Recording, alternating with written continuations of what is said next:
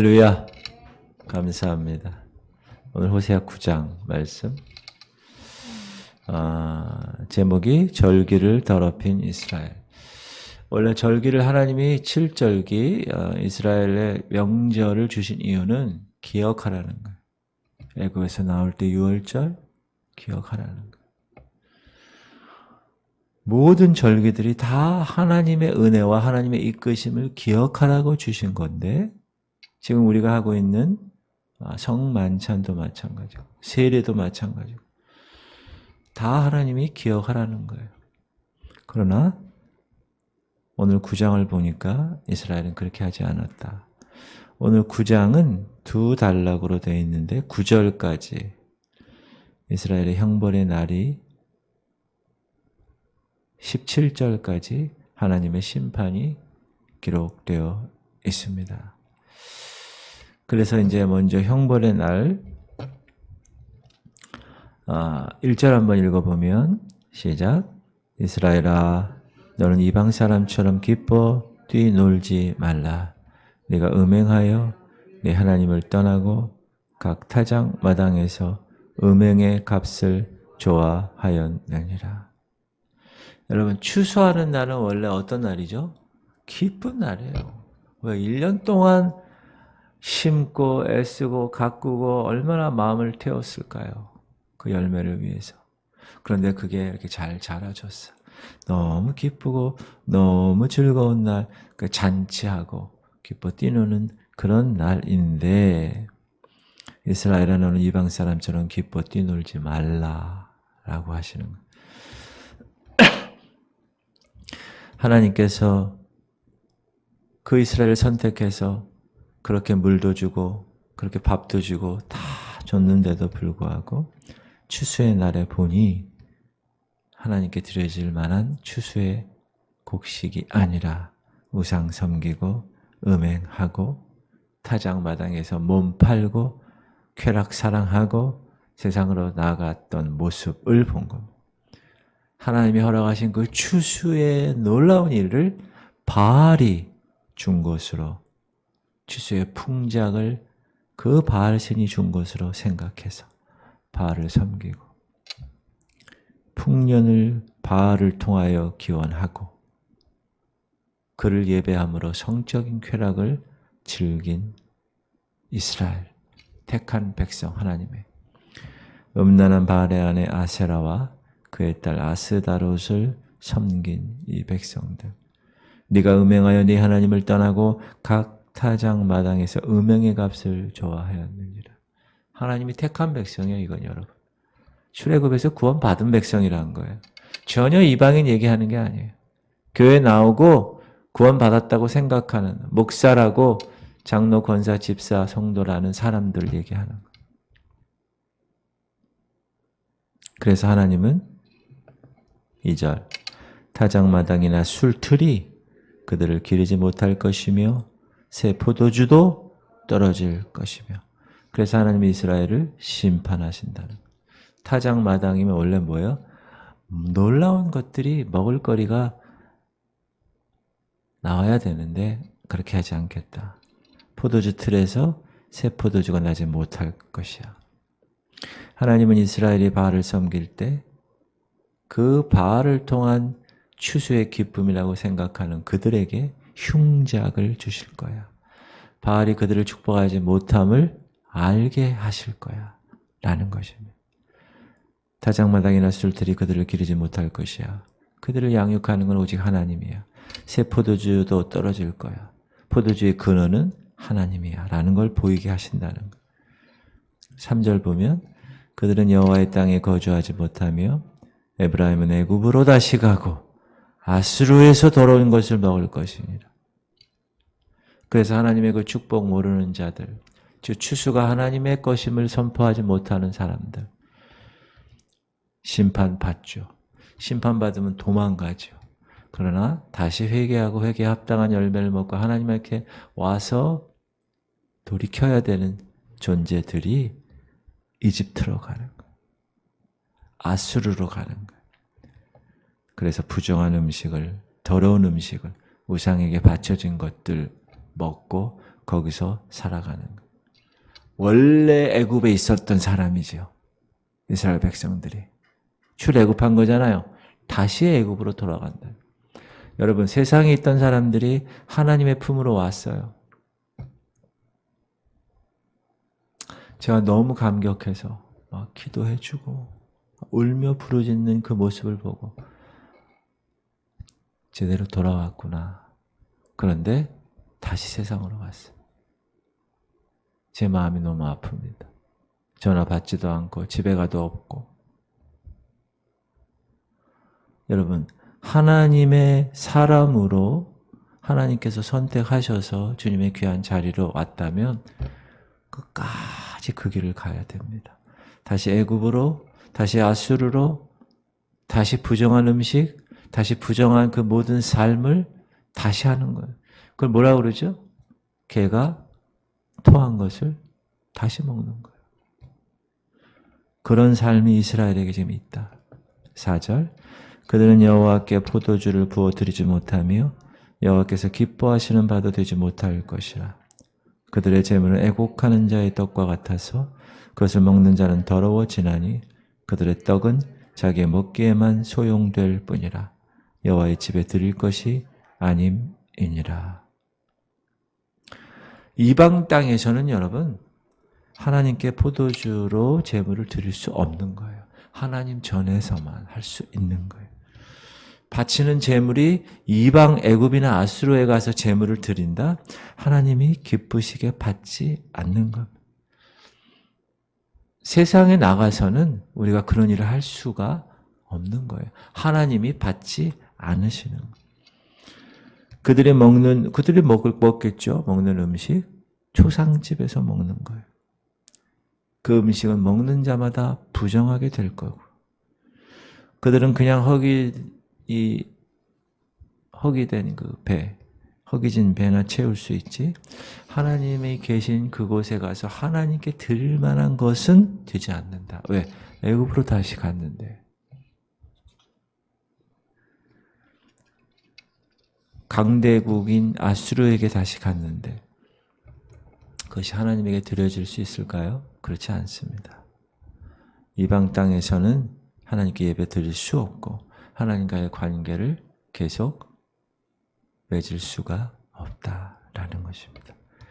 진정한 명절은, 진정한 절기는 하나님 안에서만 있을 때 유효합니다. 5절, 너희는 명절 날과 여호와의 절기의 날에 무엇을 하겠느냐. 이제 초막절이 오고 하나님께 영광을 돌려 축제의 날이 돌아와도 하나님께 드릴 제물이 무슨 소용이 있겠느냐. 따라합시다. 진정한 명절은 하나님과의 관계가 이루어질 때 가능한 것이다. 여러분, 우리가 성찬하고 우리가 세례받고 우리가 교회에서 하는 모든 예식과 또 모든 법을 따르죠. 나 성경 공부 다 해봤어. 나 제자 훈련 고급반까지 다 끝난 사람이야. 그런데 여러분, 그 사람의 열매는 전혀 제자 같지 않아. 하나님 말씀에 의한 건 머리로 들어 알아. 그러나 이 가슴으로 내려와서 그 뜨거운 가슴을 가지고 그 삶의 열매가 맺혀지지 않아. 그거는 가짜입니다. 그런 명목상의 그리스도인, 노미널 크리스찬이 얼마나 많은지 몰라요. 지금 이거 똑같은 거예요. 하나님 관계가 이루어지지 않았는데 나 성경 공부도 해봤어. 나 전도대회도 참석해봤어. 나 그 세미나 다 해봤어. 귀만 커져. 머리만 이만해져가지고 앉아가지고 한번 해봐라. 이런 성도들이 많아요. 영적으로 진단하면 그것은 가짜다. 이스라엘의 모든 절기, 모든 명절은 하나님의 관계 속에서만 유효하고 가능하고 이루어질 수 있는 것이다. 그러므로 여러분 항상 겸손해야 합니다. 우리 안에 죄의 세력이 오늘도 나를 붙들고 있다는 사실을 꼭 기억하십시오. 내 육이 있는 한. 우리가 주님 다시 오실 때 부활체로 확 순식간에 변하기 전까지는 우리가 육에 대하여 죄의 세력으로부터 자유하지 못하기 때문에 그것을 다루는 방법이 칭의의 삶의 이후의 구원의 성화의 삶이라는 거. 그래서 제가 계속 강조하는 게 그거예요. 성화의 삶이. 이스라엘의 명절 절기를 보세요. 유월절은 뭐죠? 하나님의 애굽에서 종되었던 그들을 문인만과 문설주 어린 양 피를 통하여 구원한 날이에요. 오순절은 성령의 강림이 임한 날이고 하나님의 율법 받은 날이고 보리 추수가 끝나고 밀을 추수하는 시기고 초막절은 광야에서 우리가 금요일 날 지난 시간에 절기에 관해서 배웠어요. 7절기에 관해서 정확하게. 봄절기, 여름절기, 가을절기. 봄절기, 여름절기는 역사적으로 이루어졌고 가을절기는 아직 이루어지지 않았다. 그렇죠? 나팔절, 속죄일, 그리고 심판의 놀라운 나중에 맨 마지막에 초막절도. 천년왕국. 이게 다 하나님이 절기를 통하여서 인류의 역사의 타임라인 시간표를 우리에게 알려준 것인데 그거를 캐토릭이 다 망가뜨렸죠. 없애버린 거예요. 그걸 모르게 사단이. 그래서 그거를 통해서 우리가 이제 다시 한번 회복해야 되는데 그 전제 조건이 뭐냐? 하나님과의 관계가 정상적으로 이루어질 때만 유효한 것이다. 그런데 이스라엘이 하나님을 떠나니까 그들에게 명절이라는 것은 의미가 없는 일이다. 아무 할 일도 없고 그 명절의 의미는 퇴색된 것이다. 라는 것입니다. 아무리 세례 받았어요. 우리도 부활절 세례 줬잖아요. 세례 받았어요. 그러나 그 합당한 열매가 없어요. 그건 유용지물한 거예요. 무용지물한 것이다. 성만찬 매번 해요. 저는 순복음교회에 있었기 때문에 제 첫째 주에 합니다. 한 달에 한 번씩. 거기는. 성찬을 제가 몇십 년을 했겠어요? 그러나 그 성찬이 내가 하나님과의 관계가 설정되지 않은 데서 먹으면 그냥 떡이고 그냥 포도주스입니다. 그러므로 가장 중요한 거, 진정한 절기, 진정한 명절은 하나님과의 관계가 이루어질 때에만 의미가 있고 유효하고 가능한 것이다. 6절 보라 그들이 멸망을 피하여 갈지라도 애굽은 그들을 모으고 놉은 그들을 장사. 이 놉도 이 애굽의 한 도시입니다. 그들을 장사하리니 그들의 은은 귀한 것이나 찔레가 덮을 것이요 그들의 장막 안에는 가시 덩굴이 퍼지리라. 재단이 작쳐왔어. 재난이. 이스라엘 백성들이 이제 흩어지는 날이 올 거라는 거. 왜? 순종하지 않았어. 하나님 관계가 맺혀지지 않고 진정한 명절 지키지 아니하고 다른 신을 섬기는 음란한 백성이 되었으니까. 그리고 그 후에 이집트, 애굽이 여기서 도망간 사람들을 받아들였다고 그랬죠. 아수르하고 아까. 다시 돌아오지 못할 것이다. 세상으로 다시 나가면 다시 들어오지 못할 것이다. 이집트의 멤피스, 이게 노비거든요. 멤피스, 땅에 묻히는 신세가 될 것이요. 그들이 가지고 간 금은 보화, 잡초 속에 묻힐 거가 아주 하찮은 것이 될 것이야. 그들이 살던 곳 가시 덤불로 덮일 것이야. 그리고 그들은 이방 땅에서 그 애굽 땅에서 다시 돌아간 그 애굽 쾌락의 땅에서 쓸쓸히 최후를 맞이하게 될 것이야. 애굽은 그들을 모으고 놉은 그들을 장사하리니 그들의 은은 귀한 것이나 찔레가 덮을 것이요 그들의 장막 안에는 가시덩굴이 퍼지리라. 이게 하나님을 떠난 백성들의 최후의 모습입니다. 7절 보면 형벌의 날이 이르렀고 보응의 날이 온 것을 이스라엘이 알지라. 선지자가 어리석었고 신에 감동하는 자가 미쳤나니 이는 네 죄악이 많고 네 원한이 큼이니라. 여기 보면 형벌의 날과 보응의 날이 오면 선지자, 목사가 제일 먼저 뭘 해야 돼요? 그걸 알아야 돼요. 지금 여러분 말세가 다가왔다는 것을 목사인 저가 제일 먼저 알아야 돼요. 파수꾼이. 그 적들이 온 것을 성 내에 있는 사람들에게 알려야 되는 거예요. 제가 공군 나왔는데 3년간 공군 생활할 때 1년은 제가 헌병 생활했어요. 10비, 10전투비행단, 수원비행대. 거기에 제가 1년간 헌병의 역할이 뭐냐. 경계 경반. 촥 누가 지나가고 누가 들어오고 몇 호차가 지나가고 몇 호차가 들어가고 그거 하는 거. 그게 파수꾼의 사명이에요. 지금 형벌의 날이 오고 보응의 날이 오는 거예요. 그럼 파수꾼은 뭘 해야 돼요? 깨워야 돼요. 사람들에게 알려야 돼요. 그렇지 않으면 파수꾼에게 그 책임을 묻는다고 주님 말씀하셨어요. 그래서 먼저 목사가 그걸 알려야 되고 신에 감동하는 자가 그것을 먼저 해야 돼. 그러나 선지자가 어리석었고 신에 감동하는 자가 미쳤어요. 알리지 않아요. 그 죄악, 그 원한이 그 안에 들어가 있어요. 그들에게 보복당할 날이 이르게 될 것이다. 그들이 지은 죄만큼 벌을 받게 될 것이다. 여러분, 도스토옙스키에 쓴 죄와 벌, Sin and Crime. 그 소설을 읽어보셨나요? 그게 그 사람이 크리스찬이거든요. 진정한. 그 얘기하는 거예요. 죄 지었으면 삭시 있어. 그 삭은 벌이야. 죽음이야. 선지자들도 그래요. 선지자가 어리석었고 신에 감동하는 사람이 지금 그렇게 하는 거예요. 거짓 선지자들이 판을 치는 세상이 된 거예요. 다른 사람은 죄에 빠졌어도 목사는 그거를 지적하고 그거를 깨어서 파수꾼의 역할을 감당해야 되는데 그렇게 하지 못했다. 영적 리더십이 깨어있지 못했다. 나팔 소리 울리는데 다 휴거되는데 여러분 어느 교회 목사하고 성도들 거기 있다.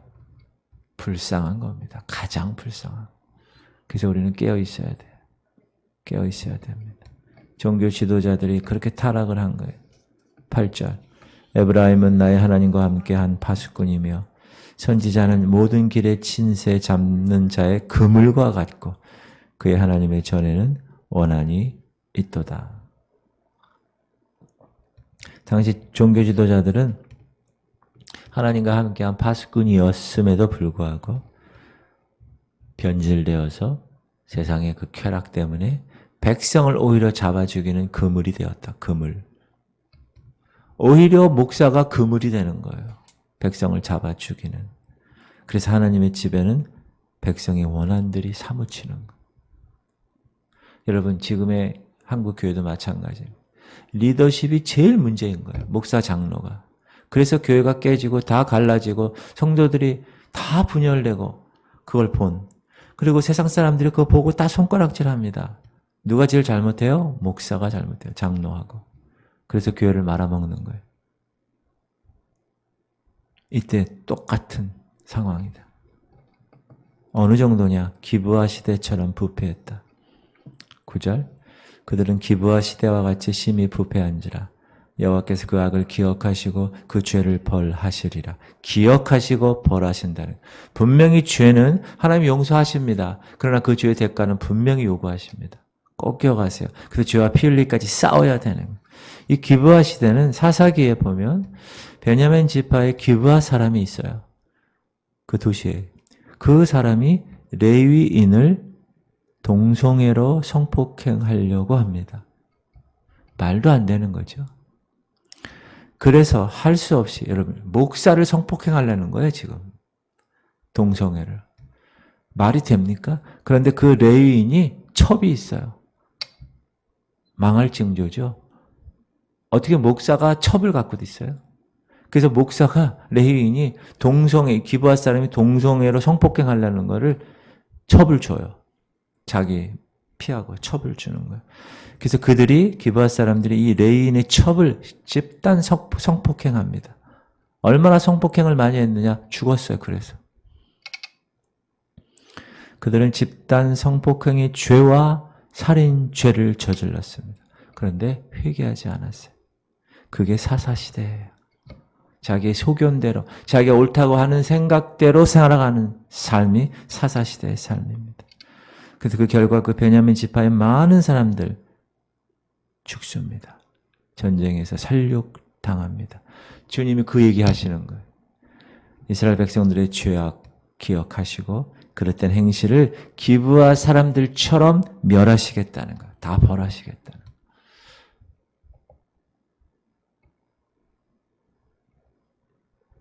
이게 하나님을 떠난 사람들의 모습이라는 거예요.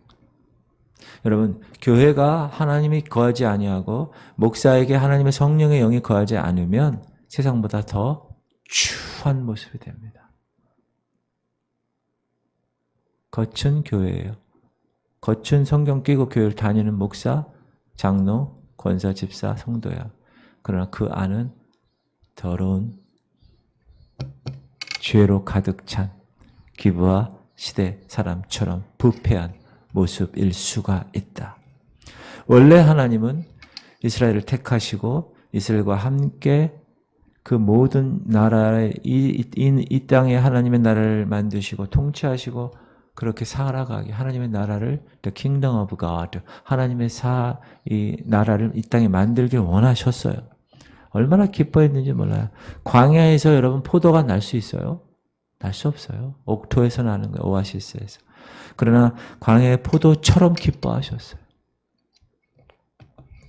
10절 옛적에 내가 이스라엘을 만나기를 광야에서 포도를 만난 같이 하였으며 너희 조상들을 보기를 무화과 나무에서 처음 맺힌 첫 열매를 봄같이 하였거늘 그들이 바알 부올에 가서 부끄러운 우상에게 몸을 들이므로 저희가 사랑하는 우상같이 가증하여졌도다. 처음 이스라엘 백성을 하나님 만났을 때는 그 척박한 광야에서 그 포도송이처럼 얼마나 기쁘셨을까. 목이 말라 고통스러워 마실 물을 찾았는데 포도송이를 만난 거예요. 우와, 너무 기쁘구나. 아브라함 보시고 내가 너를 네 본토 친척 아비 집을 떠나 내가 지시할 땅으로 가라. 내가 너의 복의 근원이 되게 할 것이다. 그를 통하여 이삭과 야곱과 12아들 이스라엘 나라를 만드셔서 하나님이 그를 통하여 하나님의 놀라운 일들을 이루실 거야. 기뻐하시고 즐거워하시고 하나님이 이스라엘 조상 처음 보셨을 때 제철에 막 익은 무화과 첫 열매. 여러분 진짜 무화과 나무에서 무화과 열매 따보셨어요? 먹어보셨어요? 저는 결혼을 딱 했는데 저 처갓집에 무화과 나무가 있는 거예요. 감나무도 있고 대추나무도 있고 정원이 막 그냥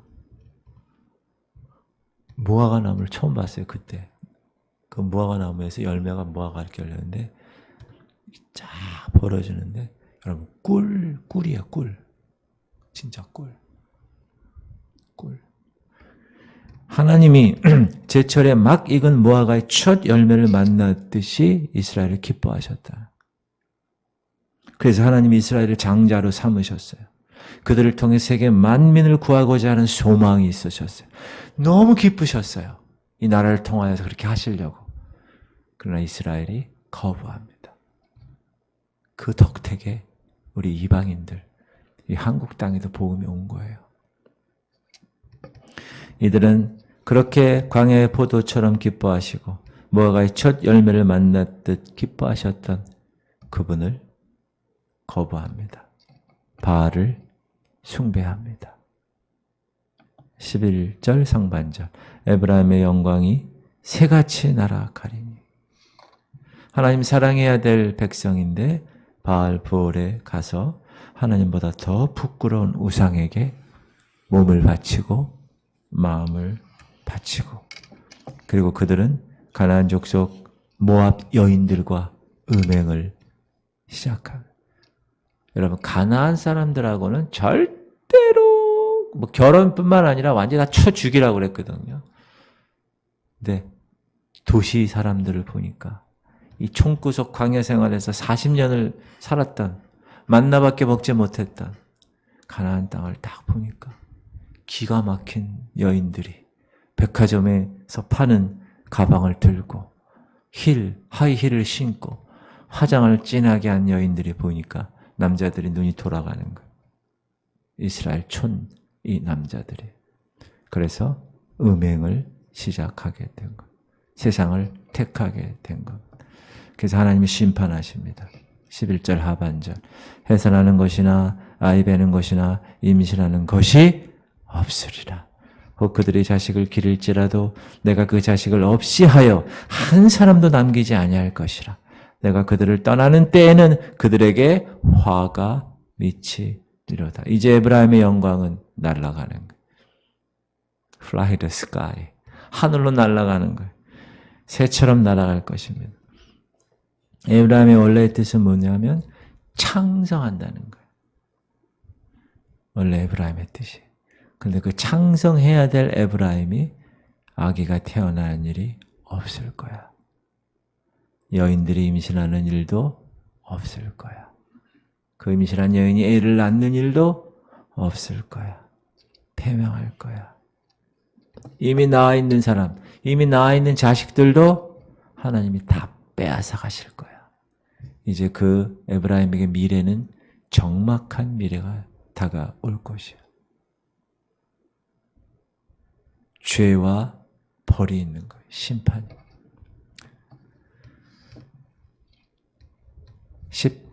심판을 위한 기도 13절 보면 내가 보건대 에브라임은 아름다운 곳에 심긴 두로와 같으나 그 자식들을 살인하는 자에게로 끌어내리로다. 원래 하나님 보기에 에브라임은 두로 같았어요. 아름다운 곳에 심긴. 이 두로는 뭐냐? 이 해변이에요. 해변. 지중해 해변. 두로와 시돈. 북쪽에. 바다가 있는 천연의 요새였어요. 풍요로운 무역항이었어요. 그러나 에브라임이 죄가 극심하니 제 자식들을 살인자에게 끌어다 넘겨준 꼴이 됩니다. 여러분 거기서 이 우상 말록에게 자기 자녀를 그 불 속에 지나가게 하는 거예요. 말이 됩니까? 우상에게 자기 자식을 죽여서 불에 태워 죽이는 제사를 지내는 거예요. 인신제사를. 14절 여호와여 그들에게 주소서. 무엇을 주시려 하나이까? 아이 베지 못한 태와 젖 없는 유방을 주시옵소서. 누가 얘기하는 거예요? 호세아가. 호세아가 하나님의 선지자, 목사가 그 백성들에게 벌을 내리라고 기도할 정도가 된 거예요. 타락의 극치가 시작된 겁니다. 하나님께서는 아이 베는 못하는 태를 주셔. 아이를 원래 하나님께서 관리하시는 건데 아이 베지 못하는 태를 주시고 젖이 나지 않는 가슴을 주시라는 거예요. 근데 실은 저주가 아니라 이제 심판이 오고 고통의 때가 되면 아이 낳지 못하는 자가 더 복이 될 수 있어요. 실은 여러분 교실에게 보면 아이 뵌 자들은 저주를 받는 거예요. 여러분 지금 막 전쟁이 났어요. 우리 우크라이나 러시아 전쟁하는 거 보잖아요. 그럼 이게 현장에 보면 뭐야? 다 애들 때문에 이 엄마가 막 힘들어하죠. 애기 뵌 사람들은 어떻게 더 힘들죠. 전쟁 때에는 환란의 때에는 심판의 날에는 아이 낳지 못하는 자가 복이 있을 수 있고 아이 뵌 자가 힘들 수 있다. 우상 숭배자는 사랑하지 않으신다. 15절 그들의 모든 악이 길갈에 있으므로 내가 거기에서 그들을 미워하였노라. 그들의 행위가 악함으로 내 집에서 그들을 쫓아내고 다시는 사랑하지 아니하리라. 그들의 지도자들은 다 반역한 자니라. 길갈이 나옵니다. 이 길갈이 이스라엘 백성의 온갖 우상 숭배의 중심지가 되었어요. 하나님이 그들을 미워하기 시작한 것도 길갈에서입니다. 원래 길갈은 여러분 요단강 건너편에 요단강 건넌 후에 이스라엘이 할례를 행해요. 그게 길갈이에요. 그리고 12돌을 놓죠. 요단강을 건넌 하나님의 놀라운 기적을 찬양하고 그 의미를 기억하기 위해서. 돌을 놓은 곳이 길갈이에요. 그리고 가나안 정복할 때 그 정복의 베이스 캠프가 길갈이에요. 근데 그런 길갈에서 하나님이 역사했던 그 흔적의 길갈에서 우상을 대대적으로 숭배하고 우상에게 절하는 그런 모습이 변질된 도시가 되었다. 그래서 하나님은 다시는 그들을 사랑하지 않을 것이라고 이야기합니다. 여러분 교회 잘 가셔야 됩니다. 교회 자유주의 신학자들이 의해서 신학교 가서 공부한 신학도들이 있는 교회 가면요, 교회가 아닙니다. 지금 이거랑 똑같은 거예요. 길갈이 될 수 있어요.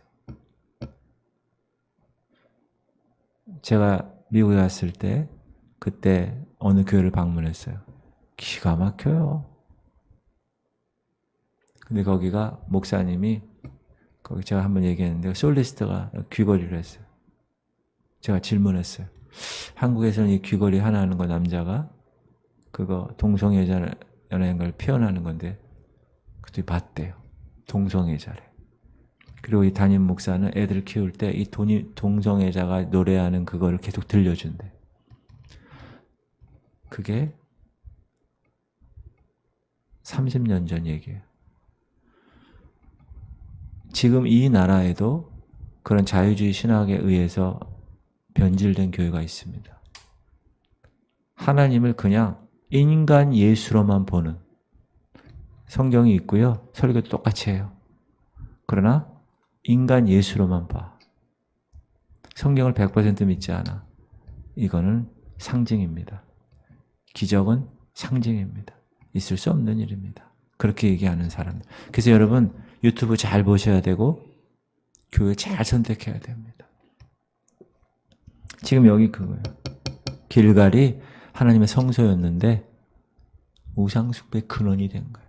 보기에는 이단이 그렇잖아요. 보기에는 하나님 섬기고 성전도 있고 대단해. 그러나 끝이 달라. 구원이 다르고 나중에 교주 섬겨야 돼. 그래서 근본을 심판하셔요. 하나님이. 16절 에브라임은 매를 맞아 그 뿌리가 말라 열매를 맺지 못하나니 비록 아이를 낳을지라도 내가 그 사랑하는 태의 열매를 주기리라. 누가? 하나님이. 에브라임은 여러분 이 밑동이 찍혔어요. 나무가. 뿌리가 말라버리는 나무와 같이 되었다. 밑동이 찍히면 광합성 할 수 없기 때문에 죽잖아요. 그들이 자식을 낳는다 해도 그 낳은 귀여운 자식들을 하나님이 죽게 하신다. 17절 그들이 듣지 아니하므로 내 하나님이 그들을 버리시리니 그들이 여러 나라 가운데 떠도는 자가 되리라. 하나님이 하나님의 백성에게 말씀을 계속하세요. 제가 어젠가요? 그젠가요? 여러분 하나님의 주파수가 있다니까요. 하나님은 분명히 지금도 계속 여러분에게 말씀하시는 거예요. 지금 이 시간도 계속 말씀을 하시는데 여러분 수신기가 고장났어요. 송신은 저 방송국에서 송신을 계속 합니다. 근데 여러분이 수신기가 없으면 그걸 들을 수가 없는 거예요. TV가 없으면 그 수신 채널을 내가 받아서 그걸 볼 수가 없는 거예요. 여러분이 주파수를 잘 맞추면 그 하나님의 음성을 들을 수 있는 거예요. 백성이 하나님 말씀을 듣지 않았기 때문에 이스라엘 하나님이 백성을 버리는 거예요. 그 백성들이 세상에서 어떻게 흩으시죠? 떠돌이 신세가 되는 거예요. 언제까지? 1948년까지 무려 2000년을 하나님이 떠돌이 신세를 만드신 거예요. 흩으셔서. 이스라엘이 나라 잃고 얼마나 힘들었습니까? 이 당시도 아수르에게 도망가고 애굽에게 도망가고 강대국에게 도망가죠. 그러나 거기서 그렇게 끝나는 신세가 된 것입니다. 결국 소수의 사람들만이 바벨론의 포로에서 돌아와서 그들의 고토 예루살렘에 돌아오게 된 거예요. 사랑하는 성도님들, 오늘도 하나님이 반복하셔서 호세아를 통해서 우리에게 말씀하십니다. 나의 안에 거하라. 우상 숭배하지 마라. 주님만 붙들어라. 하나님의 말씀 경험하라. 거룩의 성화의 과정에서 물러서지 마라. 절대로. 죄의 대가는 반드시 있다. 그 대가는 죽음이다. 그러므로 죄와 피 흘리기까지 싸워라. 파수꾼의 역할 감당해라. 나팔소리 들어라. 예복을 준비해라. 알곡 성도가 되어야 된다. 이스라엘처럼 이런 하나님 앞에서의 죄악된 모습은 사라지고 이제 원래 하나님이 처음에 그 사랑, 광야에서 포도를 맞았었을 때 그 기쁨, 무화과의 첫 열매를 먹었을 때 그 기쁨, 그 기쁨을 회복해라. 주님 다시 오시는 날까지 그 기쁨과 그 사랑을 누리는 성도님들이 되실 수 있기를 주의 이름으로 축원합니다. 기도합시다.